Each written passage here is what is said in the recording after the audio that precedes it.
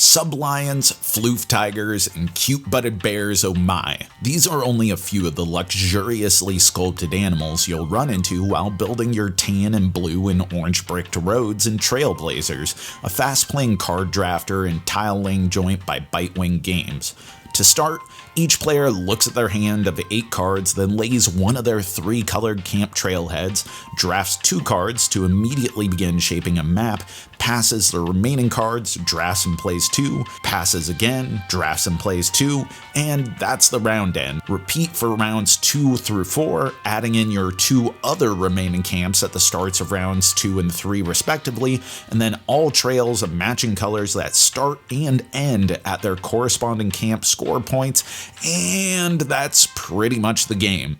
Which, if it sounds simple, that's because it is, intentionally so. Yes, there are some odds and ends and nuances. You can overlap halves or full cards with new cards played, there are in-game and end-game bonus scoring objectives that change from game to game, and there are even a couple other modes, particularly involving the animeeples that feel like the actual core experience of the game, where if the animal is shown on a card you play, you can add the meeple at that and only that point, but locking in that card to never be overlapped partially or in full, scraping some additional points for the number of different animals found on that specific trail. There's also some great attention paid to solo mode with numerous challenges and achievements encouraging quick puzzleage. It's fast, challenging, and features the recently ubiquitous but altogether pleasant national park faring aesthetic, which it leans in extra hard, at least with my addition with a carrying case and carabiner to take it on the go, which is maybe where the concept starts falling apart a bit.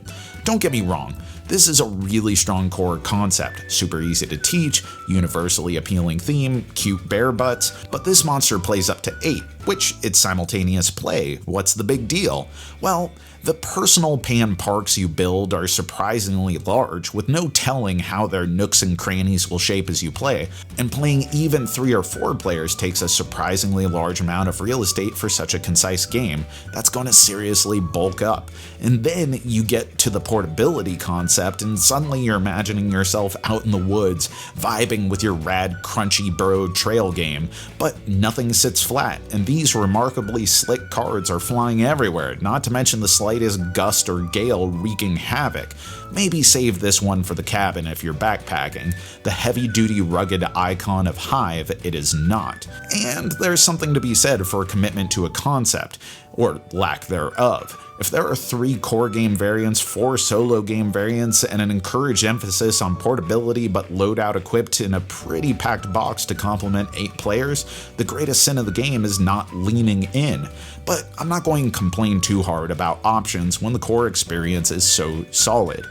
Is it challenging? Yes. Is there risk in stretching yourself too thin only to feel crushing despair when you're a few cards short of your perfect design? Also yes. Are those who are spatial-orientedly challenged going to go bananas with the looping multicolored paths folding in on themselves?